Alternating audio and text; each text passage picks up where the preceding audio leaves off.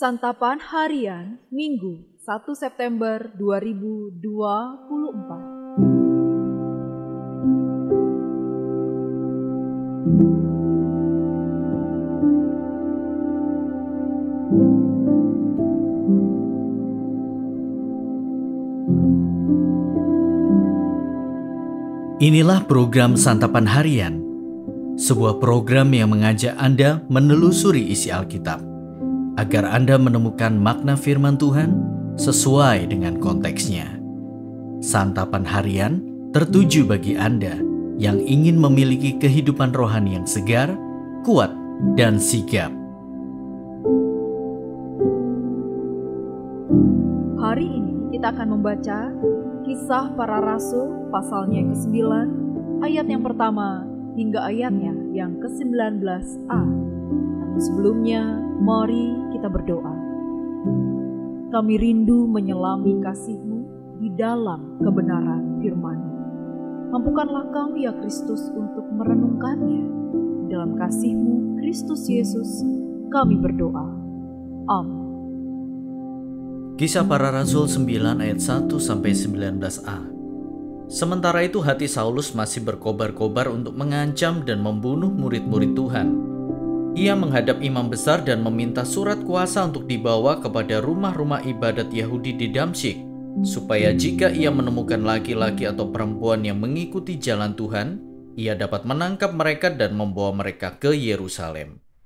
Dalam perjalanannya ke Damsyik, ketika ia sudah dekat kota itu, tiba-tiba cahaya memancar dari langit mengelilingi dia. Ia rebah ke tanah dan mendengar suara yang berkata kepadanya, "Saulus, Saulus, mengapa engkau menganiaya aku?"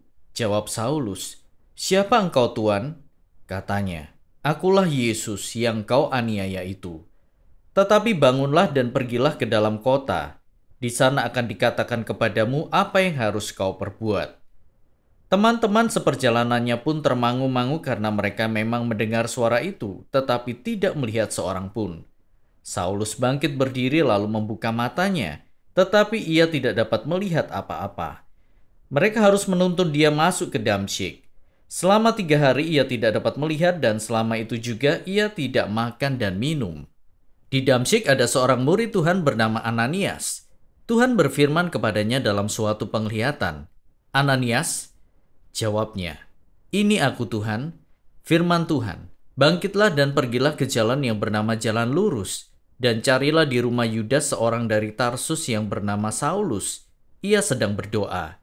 Dan dalam suatu penglihatan ia melihat bahwa seorang yang bernama Ananias masuk ke dalam dan menumpangkan tangannya ke atasnya, supaya ia dapat melihat lagi. Jawab Ananias, "Tuhan, dari banyak orang telah kudengar tentang orang itu, betapa banyaknya kejahatan yang dilakukannya terhadap orang-orang kudus-Mu di Yerusalem. Lagi pula di sini dia memperoleh kuasa dari imam-imam kepala untuk menangkap semua orang yang berseru kepada nama-Mu."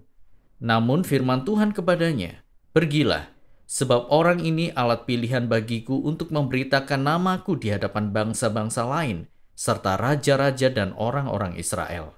Aku sendiri akan menunjukkan kepadanya betapa banyak penderitaan yang harus ia tanggung oleh karena namaku." Lalu pergilah Ananias ke situ dan masuk ke rumah itu.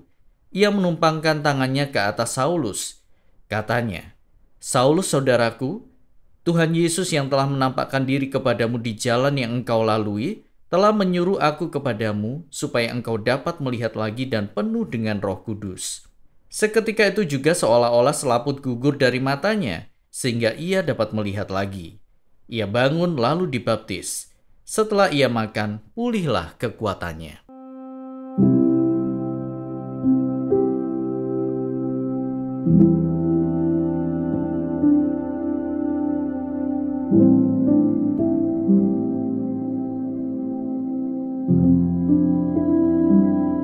Sahabat Santapan Harian, jika Allah berkehendak, maka tidak ada yang dapat lepas darinya.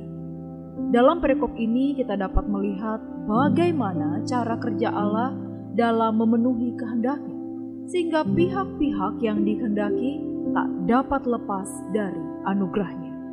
Dalam hal ini kita akan belajar dari 3 pihak yang disebutkan dalam perikop bacaan kali ini. Pihak pertama adalah Saulus, seorang yang sangat bengis. Kebenciannya terhadap umat Tuhan begitu dalam. Akan tetapi, ketika Allah menginginkannya sebagai alat, Saulus yang begitu bengis itu pun tak dapat lepas darinya. Dari hal ini kita belajar mengenai satu prinsip tentang anugerah, bahwa anugerah tidak dapat ditolak. Pihak kedua adalah jemaat Tuhan. Mereka adalah korban dari kebengisan Saulus. Akan tetapi, Tuhan Yesus tidak membiarkan mereka begitu saja tanpa penyertaan. Buktinya, Tuhan mengasosiasikan dirinya sendiri sebagai pihak yang teraniaya juga. Dari hal ini kita belajar bahwa dalam kondisi apapun, Allah turut menyertai umatnya. Bahkan bukan hanya itu, Allah turut menderita bersama anak-anaknya. Pihak ketiga adalah Ananias. Tuhan menghendakinya menjadi alat untuk bertemu dan menyembuhkan Saulus yang mengalami kebutaan. Meski pada awalnya dia menolak untuk pergi dan menyembuhkan Saulus, pasalnya Saulus terkenal sebagai penganiaya jemaat. Akan tetapi, Ananias tak dapat lepas dari kehendak Allah. Allah menghendakinya sebagai alat yang melayani seorang, alat Tuhan yang lainnya. Jadi, dia harus pergi. Dari hal ini kita belajar bahwa segala sesuatu ada dalam kendali Allah. Tidak ada seorang pun atau sesuatu apapun yang dapat lepas dari kendalinya. Dari ketiga pihak tersebut, kita pun dapat belajar 3 hal. Pertama, jangan menutup pintu anugerah bagi siapapun, sekalipun kelihatannya orang tersebut sangat bengis. Kedua, jangan takut dengan kesulitan kehidupan. Dia adalah Allah yang selalu menyertai. Dan yang ketiga, jadilah alat Tuhan yang setia. Alat Tuhan yang siap untuk melakukan apapun tugas yang diberikan olehnya. Mari kita berdoa. Mungkin kami tidak selalu bisa mengerti kehendak-Mu ya Bapa. Tetapi kami mohon, Engkau menolong kami untuk tunduk penuh. Ajarilah kami untuk percaya kepada kebaikan dan anugerah-Mu. Berikan kami hati yang taat dan siap untuk melakukan kehendak-Mu. Di dalam nama Yesus kami berdoa. Amin.